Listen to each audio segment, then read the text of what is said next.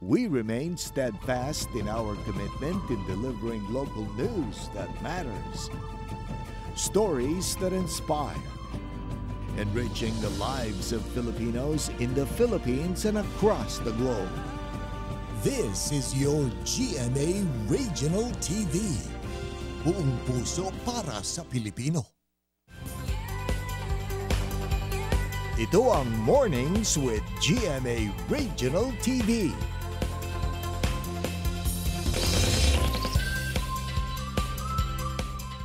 Magandang umaga. Ito ang Mornings with GMA Regional TV. Hatid namin ang mahalagang lokal na balita mula sa Luzon. Ayan. Good morning, partner. Sabi mo kasi magandang umaga. Sabi Diba? ko, good morning, partner. Friday. Friday kasi. Oo. Oy, dahil Friday, food trip tayo. Puro F, ano? Food trip tayo, partner. Anong cravings mo ngayon? Parang pansit. Pansit. Pansit. Tamang-tama, partner. Kasi magluluto tayo mamaya ng lomi. Wow. Sarap yan. Nako, masarap ang sabaw, lalo na ngayon. Binabantay natin ang bagyong guring.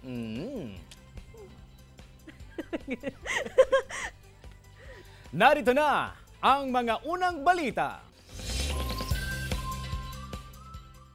Mga kapuso, 13 katao sa San Carlos City ang dinala sa ospital matapos umanong malason sa kinaing seafood na in-order online. Tutukan sa report. Dinala sa magkakaibang pagamutan ang 13 katao matapos makaranas ng pagsusuka, pagdudumi at pagkahilo dahil umano sa kinaing seafood. Sa medical record, seafood poisoning ang naranasan ng mga pasyente. Dumalo umano sa birthday party ang mga pasyente sa Sitio Ligaya, Barangay Bacnar, San Carlos City, Pangasinan, kung saan sila kumain ng handang seafood. In-order po nila sa online, ma'am.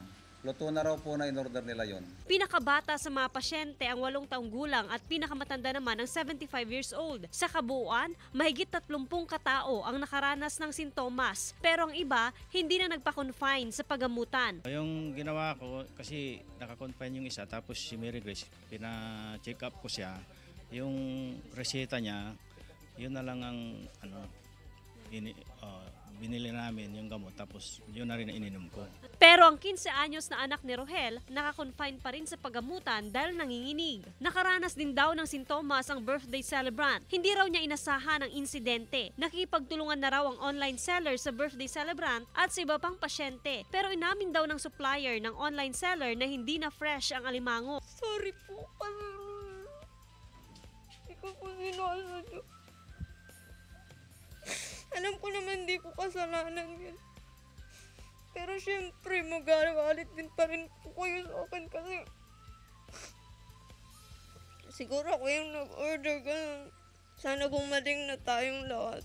Ayon sa Health Authority, posible umano ang food poisoning lalo kung hindi malinis at maayos ang paghahanda ng pagkain. Pero yung mga pagkain po na may mga sarsa ay madali rin po ito na magkaroon po ng pagkapanis at maaari nga po mag-cause ng food poisoning. Para nga po ma-prevent yung food poisoning, kailangan po talaga na malinis ang pagpaprepara ng pagkain. No? Yung ini-emphasize natin yung kamay ng nagprepara, yung mga utensils na gagamitin niya, yung work surfaces, no? Very important po yan. Joan Punsoy para sa Mornings with GMA Regional TV. Nagsasagawa ang COA ng fraud audit sa provincial government ng Cagayan kaugnay sa umano'y illegal expenses noong 2022 campaign period simula March 25 hanggang May 8. Base ito sa House Resolution 145 na inihain ni Cagayan Representative Jojo Lara at Abang Lingkod Party List Representative Stephen Paduano na cite in contempt si Cagayan Governor Manuel Mamba at ipinag-utos ng House panel na ma-detain dahil sa hindi niya pagdalo sa mga hearing. Pero ayon kay Mamba, abala siya sa pagtugon sa pangangailangan ng kanyang constituents na hinagupit ng mga nagdaang bagyo. Sinabi rin ng gobernador na hindi siya makakapagkomento tungkol sa kaso dahil pending na ito sa korte. Inakusahan si Mamba na gumamit ng ilang empleyado at opisyal ng provincial government na gumawa ng cash advances na ginamit sa vote buying operations. Ito rin ang subject sa petisyon upang maalis sa pwesto si Mamba pero pinaburan siya ng COMELEC. Pinaghahandaan na ng mga Aldan National High School sakaling tumindi pa ang init ng panahon ngayong pasukan. Inaayos na ang Learner's Kiosk na magagamit bilang outdoor learning site sakaling tumindi pa ang heat index na umaabot sa higit 40 degrees Celsius. Gagamitin daw itong extension ng classroom. Lalo't noong nakarang taon ay napilitan ding magklase sa labas ng classroom ang mga estudyante dahil sa labis na init. Kasabay nito ang pagtatabon ng mga binabahang parte ng eskwelahan.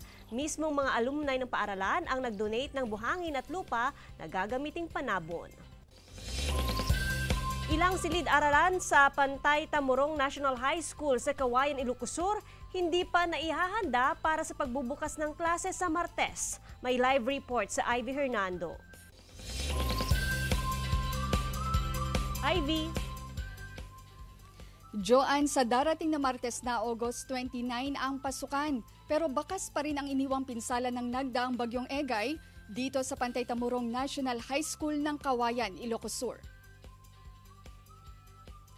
Bubungad agad ang nasa 30 electric fan na ito na nalubog sa baha at putik. Basa rin ang mga dokumento at modules. Balot rin sa putik ang mga printer na hindi na mapakinabangan pa. Sa likod ng eskwelahan, nakatambak na ang higit 100 desktop at laptops na hindi na rin nakaligtas sa baha. Ang mga silid-aralan hindi pa naisa sa ayos. May mga naipong tubig sa sahig dulot ng naranasang ulan kagabi. Ayon sa pamunuan ng eskwelahan, kung natapos lamang daw ang 3-story building na ito ng National High School na sinimulang ipatayo taong 2017 pero hindi natapos dahil sa kawalan umano ng pondo, ay marami sanang gamit ang naisalba. Joanne, makakasama natin ngayon ang grade 10 advisor na si Teacher Sheila Piano. Magandang umaga sa iyo, Ma'am Sheila. Magandang umaga din po, Ma'am. Ma'am, kamusta yung preparasyon nyo, especially na sa Martes na yung pasukan? Sa ngayon po, Ma'am, meron pa pong mga natirang putik sa ating mga classrooms dahil nga po sa pag-ulan po nung mga nakaraang gabi. So ngayon po sa natitirang 3 araw po ay itatry po natin na linisin pa o tanggalin pa yung mga putik na natitira po sa mga classrooms at sa mga paligid. Ano po yung iniisip nating strategiya ngayon? Especially maraming learning kits yung nalubog sa baha at putik. Yun nga po, sadly po na nasira po yung mga modules at mga textbooks natin. Ang maganda po riyan, hindi po naabot yung mga TV natin na maaari po namin gamitin dito sa high school kasi po meron po kaming mga prepared na PowerPoint presentations. Nakita rin namin yung nakatambak na sa likod ng eskwelahan, yung mga laptops, desktop na talagang balot pa sa putik. Ano yung magagamit kaya ng mga junior at senior high school natin? Sa ngayon po talagang yung mga monitors namin at mga laptops namin ay sira po pero itatry po na ayusin ng aming mga ICT coordinators yung mga laptops para po may magamit po yung mga mag-aaral sa darating na pasukan. Ibig sabihin lang yan, marami mang iniwang pinsala ang nagdaang bagyong Egay ay tuloy na tuloy pa rin ang pasukan sa nalalapit na Martes. Maraming salamat sa iyo, Teacher Sheila. Maraming salamat din po, Ma'am. Joanne, higit 200 estudyante ang inaasahang papasok ngayong nalalapit na pasukan dito sa Pantay Tamurong National High School ng Cauayan, Ilocos Sur. Joanne? Maraming salamat, Ivy Hernando. Arestado ang mag-live-in partner sa search warrant operation ng PIDEA sa kanilang bahay sa Upper Dagshan, Baguio City. Huli rin sa operasyon ang kanilang umano'y parokyano. Mahigit 1 buwan na minanmanan ang iligal na aktibidad ng mag-live-in partner. Nasa 34 pakete na naglalaman ng hinihinalang shabu ang nakuha sa operasyon. Nagkakalaga ito na mahigit 230,000 pesos. Ginagamit din daw na drug den ang bahay dahil sa mga nagkalat na paraphernalia sa loob. Wala pang pahayag ang mga nahuli. Patay ang 2 sakay ng motorsiklo matapos bumangga sa concrete barrier sa barangay Pila, Lawag City. Base sa investigasyon ng pulisya, kinilala ang rider na si J. Francisco Batulayan at angkas na si Kevin Leo Galut, parehong residente ng Batac City. Ayon pa sa pulisya, nasa impluensya ng alak ang dalawa. Mabilis din daw ang patakbo ng rider. Sinisikap ng Mornings with GMA Regional TV na makuhanan ng pahayag ang mga kaanak ng mga biktima. Nagpaalala ang PNP sa mga motorista na mag-ingat at maging responsable para makaiwas sa aksidente. Himalang nakaligtas at sugat lamang ang tinamo ng 4 na katao matapos mahulog ang sinasakyang SUV sa 100 metrong lalim ng bangin sa barangay Barakbak, Santa Fe, Nueva Vizcaya.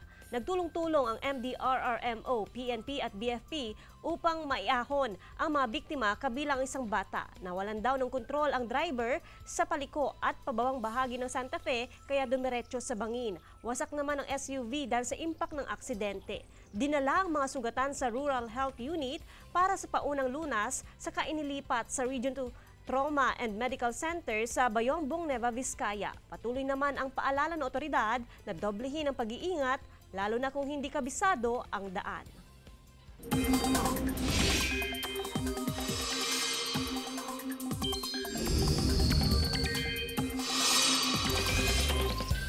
Ilang lugar sa extreme northern Luzon isinailalim sa tropical cyclone wind signal dahil sa bagyong Goring. Tutukan sa reports. Mga kapuso, ilang lugar sa extreme northern Luzon ang isinailalim sa babala dahil sa tropical storm Goring. Nakataas ngayon ng tropical cyclone wind signal number 1 sa Batanes, eastern portion ng Babuyan Islands, eastern portion ng mainland Cagayan at northeastern portion ng Isabela. Ayon sa Pag-asa, in 36 hours, asahan ng malakas na ulan sa mga nasabing lugar na sasamahan ng pabugsong ng hangin. Namataan ng Pag-asa ang sentro ng bagyong Goring 220 kilometers east-southeast ng Basco, Batanes. Taglay nito ang lakas na hangin na 75 kilometers per hour. Posible pang lumakas ang bagyong Goring sa mga susunod na araw hanggang sa maging typhoon ayon sa Pag-asa. Hindi rin inaalis ng Pag-asa ang posibilidad na maging super typhoon ito. Sa weekend, inaasahang mabagal pa rin ang kilos ng bagyong Goring habang gumagawa ito ng looping o paikot na track. Sa darating na linggo, unti-unti na muling magbabago ang direksyon ng bagyo. Sa Martes, sisimulang tumbukin ng bagyong Goring ang Luzon Strait. Sa ngayon, mababa ang tsansa nitong maglandfall. Base sa rainfall forecast ng Metro Weather, asahan ngayong umaga ang pag-uulan sa ilang bahagi ng Northern at Central Luzon, lalo na sa isla ng Batanes at Babuyan. Magpapatuloy yan at magiging malawakan pagsapit ng hapon. Posible ang heavy to intense rain sa ilang lugar, kaya dapat maging alerto sa banta ng baha o landslide. Chris Zuniga para sa Mornings with GMA Regional TV. O mga kapuso, tamang-tama sa mawalang panahon. Tutok lang dahil magluluto tayo mamaya ng lomi. Sa magbabalik yan ng Mornings with GMA Regional TV.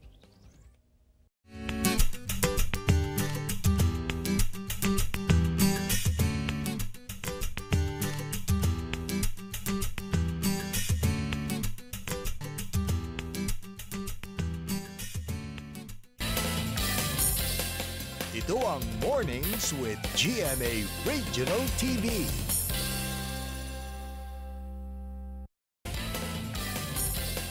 Ito ang Mornings with GMA Regional TV.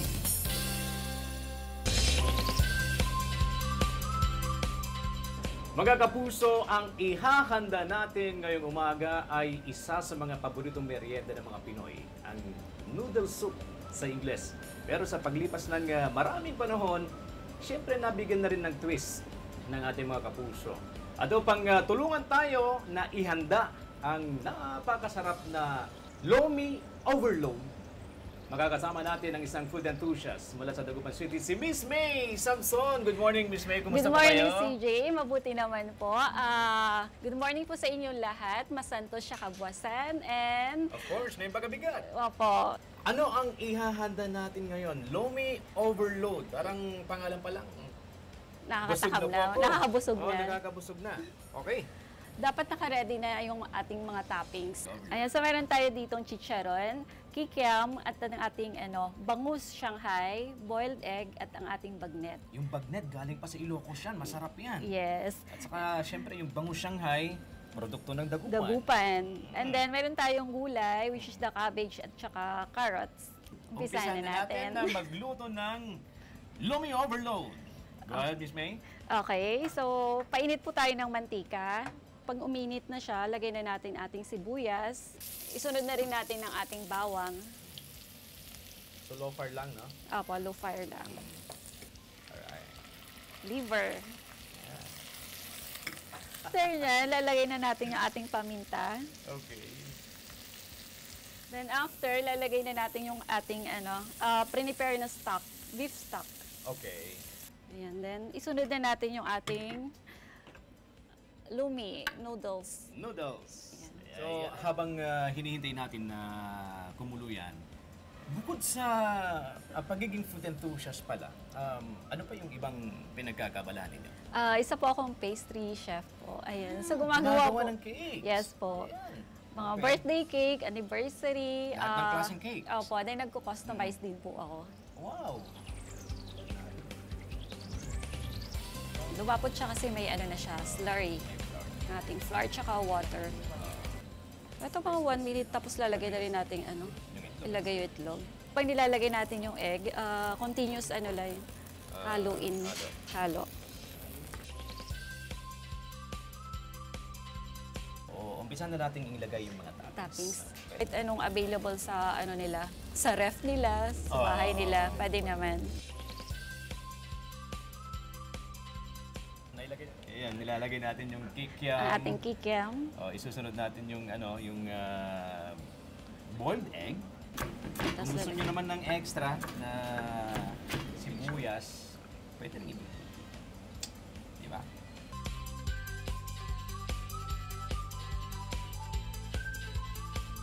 Okay, there you have it mga kapuso, si Miss May Samson at ang kanyang napakasarap na lomi overload. Masustansya na pwedeng ihanda ng buong pamilya mga kapuso. Masarap. Okay, tutok lang mga kapuso dahil magbabalik ang Mornings with GMA Regional TV.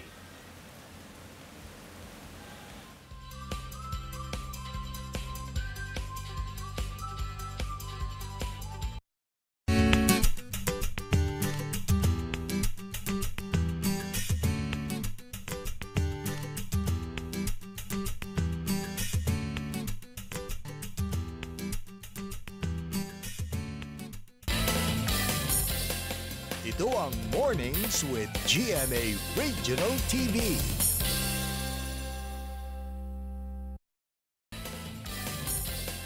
Ito ang Mornings with GMA Regional TV. Calasiao Municipal Engineering Office sisikaping matapos ang rehabilitasyon ng San Pablo Bridge sa December 2023. Sundan sa report.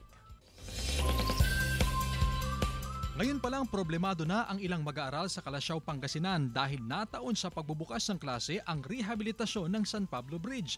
Tuloy, kailangan nilang umikot papasok sa eskwela sa halip na tatawid na lang. Dagdag 20 pesos din na pamasahe ang gastos nila.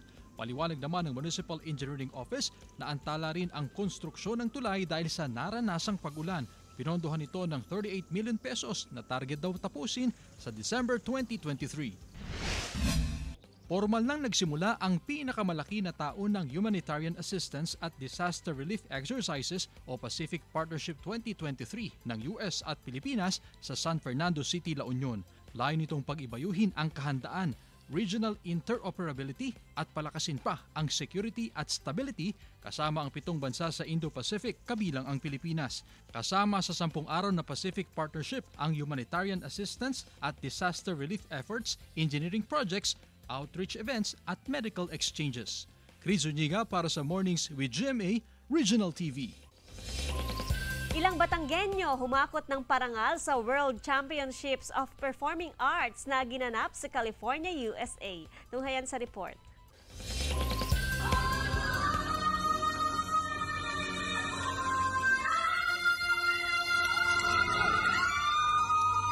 Ang performance na yan ang nagpanalo bilang Champion of the World Division winner sa 21 anyos na tubong mataas na kahoy na si Bianca Di Maculangan sa Gospel category ng World Championship of the Performing Arts 2023 na ginanap sa California. Tinalo niya ang mahigit 40 mga contestant mula sa iba't ibang bansa. Bukod sa plaque, nakapag-uwi rin siya ng gold medal. Iba't ibang vocal category raw ang sinalihan ni Bianca sa kompetisyon kaya labis raw ang kanyang kasiyahan nang manalo siya sa gospel category. Isa raw talaga ito sa kanyang mga pangarap kahit noong bata pa siya. I was born tongue-tied. So, kailangan din yun operahan. Ngayon ko lang nag-gets from my family na minsan nagsastutter ako, minsan hindi ko na-pronounce yung words ng maayos ng bata ako.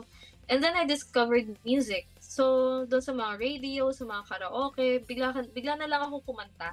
Tinanghal din bilang Champion of the World Division winner sa Latin category ang 11 anyos na si Juan Milio ng Tanawan City, Batangas. Gold medalist din siya sa opera category. Silver at bronze medalist naman siya sa rock at jazz. Bukod sa pagkanta, nag-uwi rin ng 2 silver medal si Yuan sa modeling. Suportado raw ni Mami Sandy ang kanyang anak na pangarap ring maging isang musician. Pero sinisiguro naman daw niyang hindi rin ito napapabayaan ang kanyang pag-aaral. Bali, priorities pa rin po namin yung studies niya. And then, proper time management lang po talaga. Uunahin po muna namin kapag may scheduled siya na mga events or program, make sure po namin na wala kaming maiiwanan na pending for the homeworks. Just keep chasing your dreams po and trust the process po. Kahit mahirap ang mga pinagdadaanan nyo, huwag kayong susuko po. Bukod kay Bianca at Yuan, nagdala rin ng karangalan ang magkapatid na tubong bawan na sina Moira Beatriz at Naila Francesca Luis Malimban na parehong gold medal awardee sa modeling. Hazel Kawaing Alviar para sa Mornings with GMA Regional TV. Nakawan sa mga supermarket, problema sa Argentina at Indian spacecraft nakatagdang lumapag sa South Pole side ng buwan. Tunghayan sa Globalita. Problema ngayon ng gobyerno sa Argentina ang nangyayaring looting o nakawan sa ilang supermarket doon. Sa video, kita ang mga naransak na grocery store at supermarket na kagagawan ng mga residente sa lugar. Nangyayari ito sa gitna raw ng pagtriple ng inflation rate sa Argentina habang nakatakda naman sa Oktubre ang Argentine general election. Guguhit ng kasaysayan sa mundo ang India bilang pinakaunang bansa na makapagpapadala ng spacecraft para lumapag sa South Pole side ng buwan. Ito ang tinuturing na dark side ng buwan na hindi pa napupuntahan ng mga naunang exploration. Dito inaasahang may matatagpo ang water ice na posibleng pagsimula ng sibilisasyon sa future moon settlement.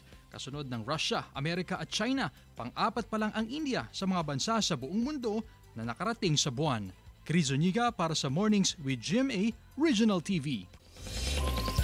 Quinmadillian Falls at ganda ng isang adventure park ating pasyalan sa Sudipan, La Union. Tunghayan sa report.